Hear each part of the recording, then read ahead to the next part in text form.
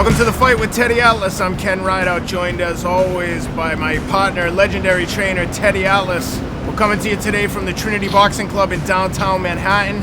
Today's episode is brought to you by MyBookie. Check them out at mybookie.ag. Use promo code ATLAS for 50% credit on your first play up to $1,000. Today we're going to be previewing the upcoming Spence Porter fight. It's an exciting fight. A lot of anticipation. Curious to hear what you have to say, Teddy. What should we look for? I'm not promoting gambling. Am I use the promo code ATLAS to gamble? If you're going to do that, if you're going to put a couple, shekels on something, how about the Oakland Raiders? My son is the assistant director of scouting. The Raiders, by the way, a little secret. Don't know everybody here because then the line will change, like that.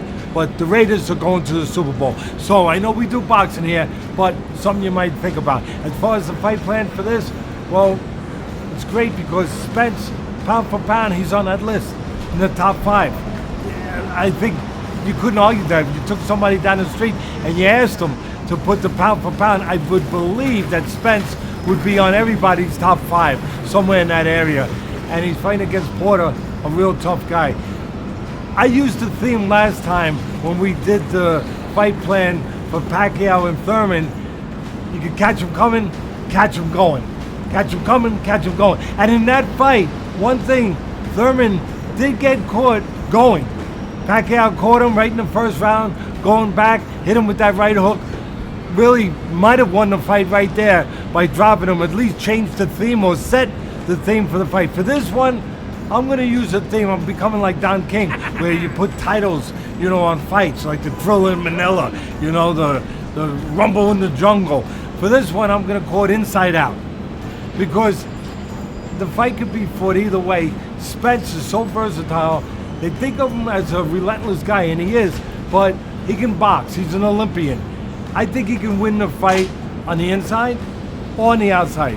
Porter is known more for his bullying style, his physical style, his strength, where he goes on the inside. But later in his career, recently, as he's fought better guys and gotten a little older, he's looking to box a little bit more. So for me, I'm saying inside out, where I think Spence can win either place. I'm not so sure where Porter can win. I don't know if he can win inside or outside, but I know where to find out, inside or outside. Let's get inside and check it out. All right, before we get in the ring, I just want to give a special shout out to 10,000. They provided the outfits today. They've been a long-time sponsor of the show. Teddy's got the shorts, I've got the t-shirt. Thank you. And you'll notice if you zoom in on Teddy's t-shirt, we've got new fight apparel on at teddyatlas.com. Check it out. We'll be putting new apparel up there as we go along. Love to hear your feedback. Let us know what you think, and let's get in the ring and talk Spence Porter. You know what I want to say? Tell me. How you deal with the southpaw. Let's go. Spence is a southpaw, don't forget. Let's go. Come on. Let's go, Spence.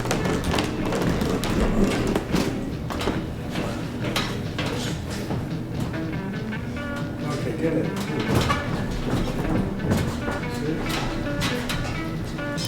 All right, so we're in the ring, Teddy. What should I do? I'll be Porter, you be Spence. What should I look for?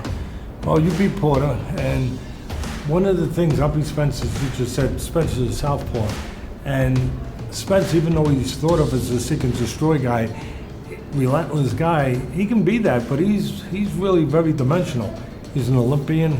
He's got that kind of pedigree. He showed in the Garcia fight that he can box. He can use his jab. He can be patient. So many things you can do. I think there's 3 things to look for here. One is that Porter, he likes to do that. You did your homework. You watch tape. He likes to bounce up and down. And you know what? Even though a lot of people think it's a great thing, you can take advantage of that, because when you're up, you're not really set defensively to do anything, right? And you can't really punch. You have to come down. What goes up has to come down. Well, why wait till it comes down?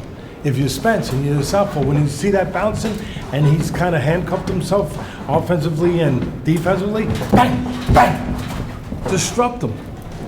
Don't let him get that rhythm going. Keep him out of rhythm. Keep him out of sync with that jab, with that southpaw jab while he's bouncing. So that's one thing that can happen. The other thing is Porter, physically strong guy. The early part of his career, he was a bull in a china shop. He was using his physicality. And then either because he got older or because he's fighting better fighters, he found out that there's a lot of matadors out there. You know, with the bulls. There's matadors. And definitely Spence can be a matador. And he started trying to box a little bit more. In his last fight against Ugas, and quite frankly, I thought that Ugas won that fight. Yeah. But Porter showed another dimension, that he jabbed, he used his legs a little bit.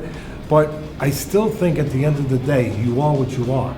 There will be spots there where you can entice. Spence can entice Porter to come in and maybe get a little reckless. He's aggressive, but sometimes, and he's gotten better. His father has gotten him better.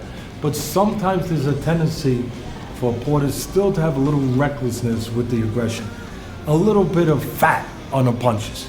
You need to go to a butcher shop and get rid of some of that fat, cut some of it out. So, but I think, again, very dimensional Spence, not just a seek and destroy guy. He can counterpunch too, smart. So I think that he can entice Mr. Porter to reach a little bit. Use a jab, step out, bang, bang! Get him to come in and counter him a little bit. And the last thing is, well, I think that Spence can even deal with those big shots on the inside. Now, most people probably, they'll scoff at that. They'll say, Teddy, you know, what's Spence doing on the inside?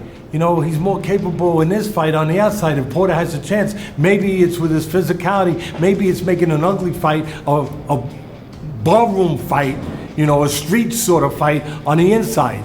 Yeah, you might be right. But I'm just making a point that I really think that Spence can handle all dimensions. And if he chooses to, when those punches are raining, first of all, they're wide punches sometimes from, we just said it, they got a little fat on them. Take advantage of that. Why not take advantage of that if you're able to?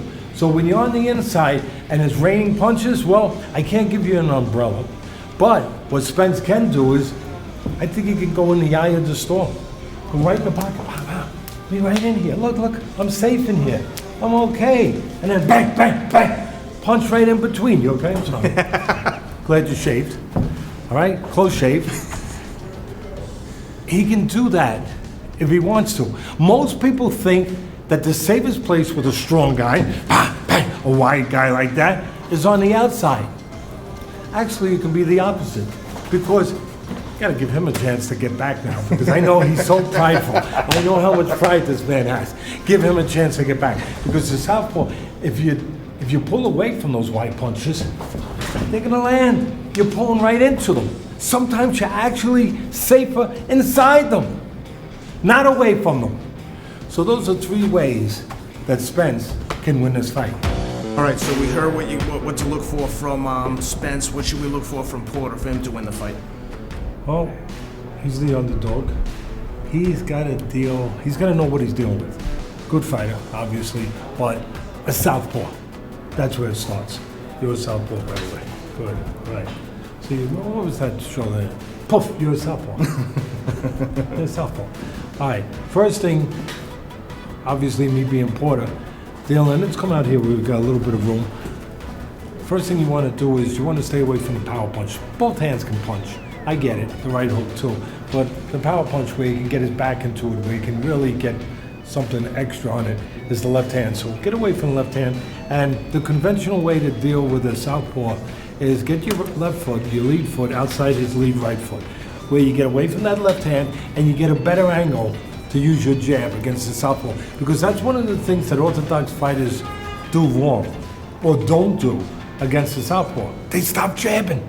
It's important to continue to have your jab, but against the southpaw, a lot of times it doesn't feel right. Look, I hit it doesn't feel right, so they stop jabbing. They put it in their pockets, in the pockets of 10,000 shorts, by the way. Let's remember that. So, don't put it in your pocket, your hand. Find a better way, a better angle to use your jab. Step outside his lead foot, his right foot, get a better angle. Bang, bang, bang, where you can jab against the southpaw. Move away from the power.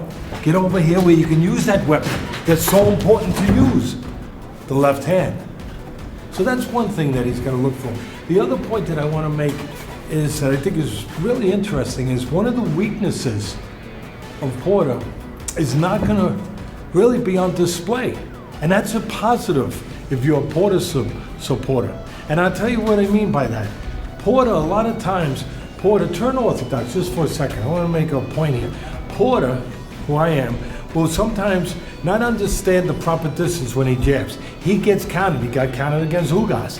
He gets counted a lot when he jabs. You know why? Because he throws from the wrong distance, too close. And he gets counted with the right hand against orthodox fighters. He throws the jab from too close instead of from here, bang, where he'd be safe.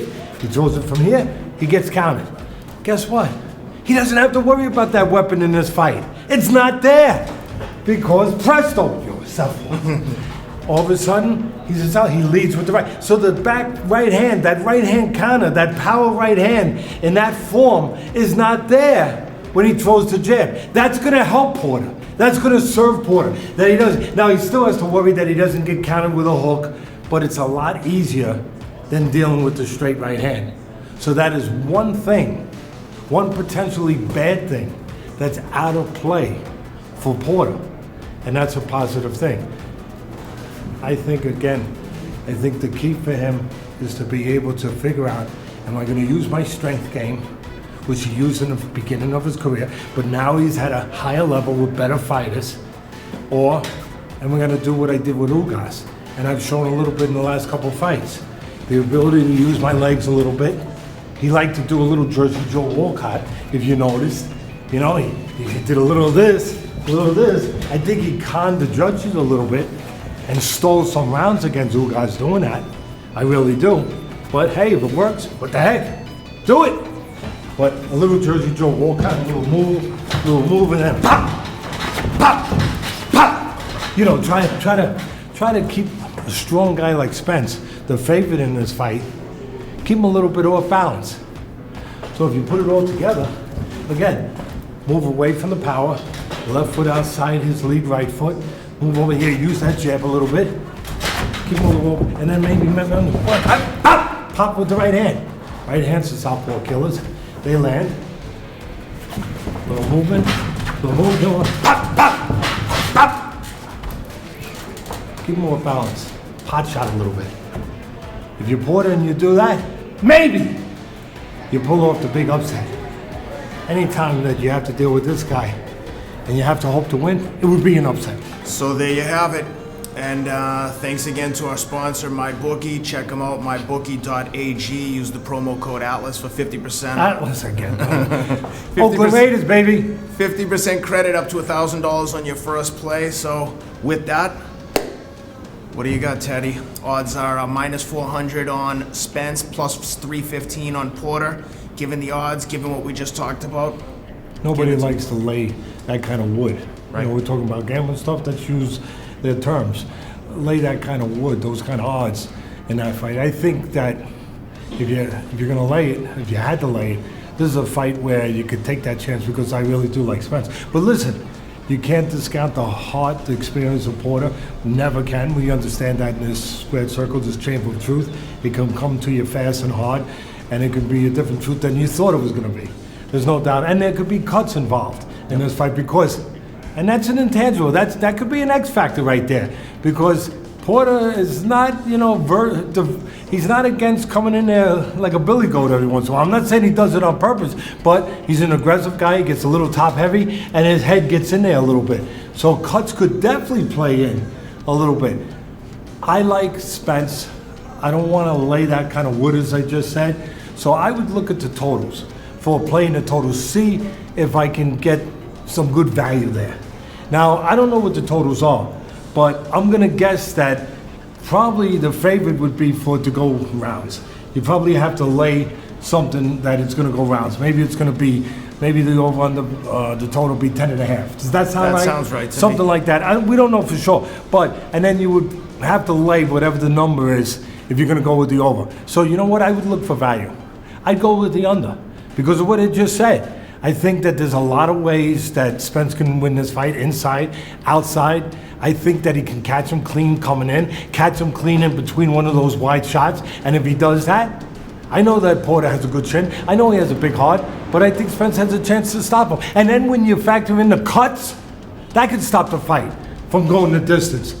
So at the end of the day, that's where I'm going. I'm going to go with the total. I'm going to go with, I like Spence, and I'm going to go take a shot at the under, where I think Spence has a shot to stop Porter. Can't stop this guy. This guy you can't stop. Anyone else? Stoppable. Possible. There you have it. Good luck.